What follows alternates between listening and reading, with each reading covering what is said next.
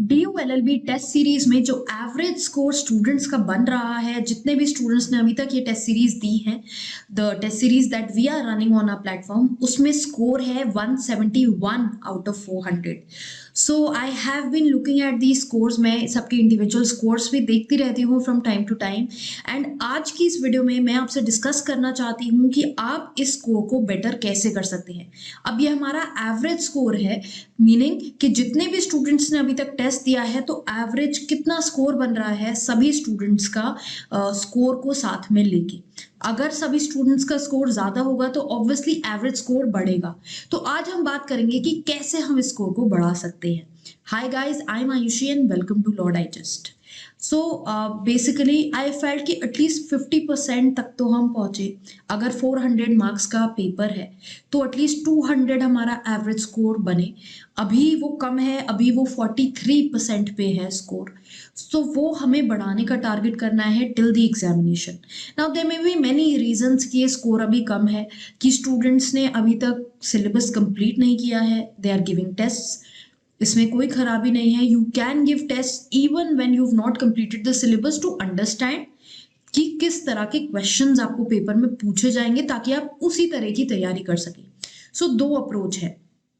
Test series आपके सामने है, या तो आप उस टेस्ट सीरीज को, कुछ स्टूडेंट्स ऐसे होंगे वो तब देंगे जब उनका सिलेबस कंप्लीट हो जाएगा, थोड़ा they are through with their syllabus and then they will opt for tests. There are second category of students who will opt for test now only, even if they haven't even completed their syllabus. 50% syllabus या तो complete हुआ है या उससे भी कम complete हुआ है and they are giving tests. सो दोनों ही सिचुएशंस ठीक है। जब आप कॉन्सेप्ट्स अपने क्लियर करने के बाद टेस्ट दे रहे हैं तो आपका स्कोर दूसरी कैटेगरी ऑफ स्टूडेंट से बेटर होना चाहिए। नाउ ये ऑब्वियसली आप ही को पता है कि आप कितना अपना सिलेबस कंप्लीट होने के बाद ये टेस्ट दे रहे हैं।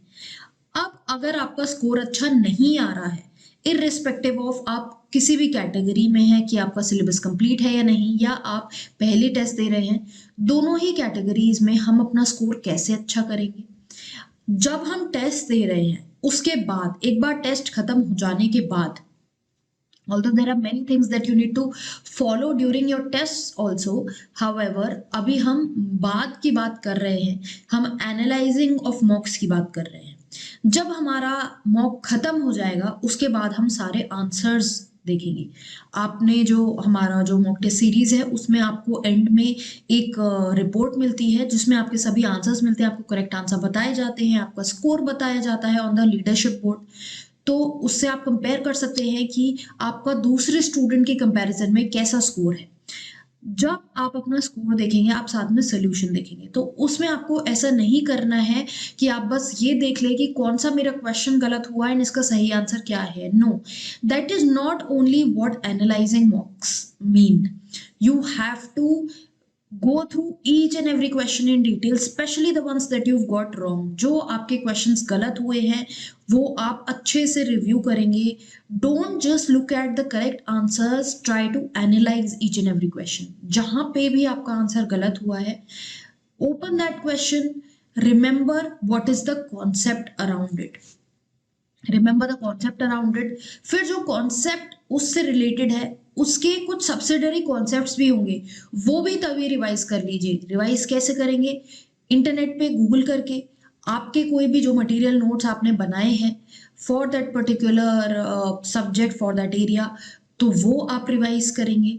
वो देखेंगे कि उसमें क्या क्या है। सप्लीमेंट्री टॉपिक्स के बारे में पढ़ेंगे अपने नोट से या इंटरनेट से, व्हाटएवर स्टडी मटेरियल अगर आप एनरोल्ड हैं कोर्सेज के लिए उसमें से, ये सब चीजें आप देखेंगे, then you will get to the right answer. अब अगर आप देखेंगे ये जो मॉक टेस्ट सीरीज जो हमने क्रिएट करी है, ये हमने एनटीए पैटर्न पे क्रिएट करी है। एनटीए पैटर्न जो 2019 से चलता आ रहा है, उस बेसिस पे ये टेस्ट सीरीज क्रिएट करी गई है। इफ यू विल सी, वहां पर लीगल एप्टीट्यूड और करंट अफेयर्स की ज्यादा इंपॉर्टेंस है, current affairs including legal current affairs. तो ये दो एरियाज ऐसे हैं जो आपको पहले कवर करने हैं।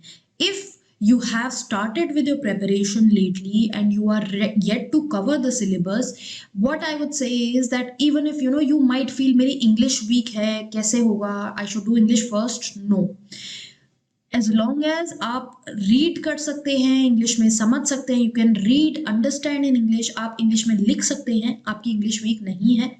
आपकी वोकैबुलरी वीक हो सकती है, आपकी फ्लुएंसी खराब हो सकती है, आपकी ग्रामर खराब हो सकती है, बट देन आपकी इंग्लिश वीक नहीं है अगर आप इंग्लिश में पढ़ सकते हैं और समझ सकते हैं, क्वेश्चन को आपको समझ में आ रहा है कि क्वेश्चन पूछ क्या रहा है।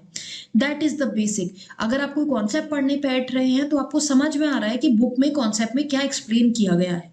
So don't focus on English, focus on legal and current affairs first. ये दोनों सेक्शंस अच्छे से पहले कवर करिए, एंड मॉक्स अगर आप in the middle of your preparation भी दे रहे हैं, doesn't matter, legal current affairs पे फोकस करते हुए देखिए कि मैं इन एरिया से कितने क्वेश्चंस अटेम्प्ट कर पा रहा हूं या कर पा रहे हूं, क्वेश्चंस यहाँ पर छूट रहे हैं या नहीं, ये चीजें आपको ध्यान में रखनी है। Now it is not just that कि एक बार आपने टेस्ट दे दिया, एक बार आपने आंसर्स देख लिए, आपने चेक कर लिया, it is over. No, once you are seeing the wrong answers, you are checking the right answers कि इसका करेक्ट आंसर क्या था, आपने कॉन्सेप्ट को रिवाइज किया, साथ साथ आपने उसके आसपास के कॉन्सेप्ट को भी रिवाइज किया साथ साथ, then later after a few days again give that mock and see कि आपका स्कोर इंप्रूव हो रहा है या नहीं, because at the end of the day the objective is कि आपका स्कोर इंप्रूव हो, you have to improve your score. So for that you need to give the test again. We have kept the test for now, they are there for unlimited attempts, and so आपको ये constraint नहीं है कि आप एक ही बार test दे पाएंगे, you can give the test again and again. Then you compare your score on the leadership board with other people as well. जो भी लोग इस टेस्ट सीरीज के लिए इनरोल कर रहे हैं, everybody will be able to see कि उनकी पोजीशन और स्टूडेंट्स के कंपैरिजन में क्या है। That will help you understand कि कितना कंपटीशन है, आप कहाँ पर लैकिंग है। जैसे I have seen there were 2 students who have scored good marks. I've noted them down 294. एक स्टूडेंट है जिनके अभी तक हाईएस्ट मार्क्स रहे हैं टेस्ट 1 में, that is 294 marks. 294 is a very good score. अगर हम इवेंचुअली एग्जामिनेशन देखें तो 294 बहुत ही अच्छा स्कोर माना जाता है। एंड इसी तरह से टारगेट करना है आपको अपनी प्रिपरेशन को कि 240 प्लस आपको स्कोर लाना है। अगर आप मॉक्स में 240 प्लस लाते हैं, then obviously it will get better in the main examination as well. So you have to target for a good score. Now for those who are not enrolled for mocks, आप क्या करेंगे? आप previous year papers उठाएंगे, you will solve the previous year papers, solve in the same way, obviously that might not be online, वो interface नहीं रहेगा आपको online करने के लिए, आपका लीडरशिप बोर्ड पे स्कोर वगैरह नहीं आएगा। however आप at the same time analyse कर सकते हैं। कैसे? Not just DU-LLB, BHU-LLB, PU-LLB, जो पास के एग्जाम्स है 3 ईयर LLB के, सभी दीजिए। सी कि उसमें आपके क्या क्वेश्चन मिस्टेक्स हो रही हैं, वो कॉन्सेप्ट्स पढ़िए, उनको क्लियर कीजिए। फॉर एग्जाम्पल अभी ये टेस्ट 1 में there was a question asking that who presides over the joint session of parliament. Joint session पहले तो क्या होता है ये आपको पता होना चाहिए कि राज्यसभा लोकसभा कोई डेडलॉक सिचुएशन हो रही है एंड जॉइंट सेशन बुलाया गया है। अब ये जॉइंट सेशन प्रिसाइड तो स्पीकर करता है, बट ये जॉइंट सेशन बुलाया जाता है by the president. This is one question that confuses a lot of people, because sometimes if you will see in the options you might get confused that it is presided over by the president, but agar aapke concepts clear honge, if you will have full conceptual clarity, you will remember that the session is called by the president but it is presided by the speaker. So ये आपको concept पूरा joint session का revise हो गया। इसके अलावा आप further कैसे रिवाइज कर सकते हैं? when I said subsidiary topics, so ये जो president की power है to call for a joint session, ये उसकी जो डिफरेंट पावर्स हमारे कॉन्स्टिट्यूशन में दी हुई है उनमें फॉल करता है। लेजिस्लेटिव पावर है, एग्जीक्यूटिव पावर है, जुडिशियल पावर्स है, डिफेंस में पावर्स है। सो ये अलग अलग प्रेसिडेंट की पावर्स है। At the same time you can remember those powers. एक बार अपने दिमाग में मेंटल नोट बना लीजिए कि अच्छा जुडिशियल पावर है तो प्रेसिडेंट जुडिशियल पावर में पार्डन ग्रांट कर सकता है। अगर हम लेजिस्लेटिव पावर की बात कर रहे हैं तो प्रेसिडेंट ऑर्डिनेंस इशू कर सकता है। सो ये चीजें आप साथ साथ रिवाइज कर सकते हैं। तो इसी तरह से आपको प्रेपरेशन करनी है। ये एक मैंने आपको एग्जांपल दिया लीगल का, because legal aptitude is the most important. Secondly current affairs की बात करें अगर, तो एक क्वेश्चन अभी मॉक 1 में हमने डाला हुआ है कि Aisha Malik has been appointed as the Supreme Court judge of which country for the first time? So, woman judge in which country for the first time? अब इसका करेक्ट आंसर है पाकिस्तान। ये मैंने ऑलरेडी कवर किया कराया हुआ है आपको लीगल करंट अफेयर्स में, जो मैं मंथली पोस्ट करती हूँ, and the module obviously covers everything, all the legal current affairs or the normal current affairs, everything is covered in the module. आप अपनी तरफ से जिस तरह से भी करंट अफेयर्स पढ़ रहे हैं, वहाँ पर ऐसी चीज़ें आपको ध्यान में रखनी है। कोई बहुत इंपॉर्टेंट अपॉइंटमेंट है, any important sports event, any award, ये रिसेंटली अभी पास्ट में ओलंपिक्स बहुत इंपॉर्टेंट रहे हैं, दादा साहेब फाल्के अवार्ड इंपॉर्टेंट होते हैं। सो ये सब चीज़ें आपको ध्यान में रखनी है। ये हम बात कर रहे हैं DU-LLB टेस्ट सीरीज़ की। हाउएवर अगर आप अदर एग्जाम्स दे रहे हैं, जैसे BHU दे रहे हैं, MHSET दे रहे हैं, for them also will be coming out with mocks very soon. For BHU actually we are waiting कि कुछ क्लैरिफाई हो। वेबसाइट पे अभी तक कुछ भी क्लैरिफाइड नहीं है कि 2020 में एग्जामिनेशन कैसे हुआ। ऑल्दो न्यूज़ में आ चुका है कि BHU will go for SUSET, but there is no clarity. SUSET की वेबसाइट पे कुछ भी अभी 2022 के बारे में अपडेट नहीं है। MHSET के फॉर्म्स अभी आए नहीं हैं। So we will come out with the test series for them also, but आप एटलीस्ट ये वाले टेस्ट सीरीज करेंगे तो आपको कॉन्फिडेंस उनके लिए भी बिल्डअप होता रहेगा, एंड इसी तरह से उन केसेस में भी आपको तैयारी रखनी है। सो आई होप इस वीडियो से आपको समझ में आया होगा कि आपको मॉक टेस्ट कैसे एनालाइज करने हैं। When I say analyze, you have to study them, study each and every question in detail, look into the concepts, not just stick to one particular question, see the right answer and move on.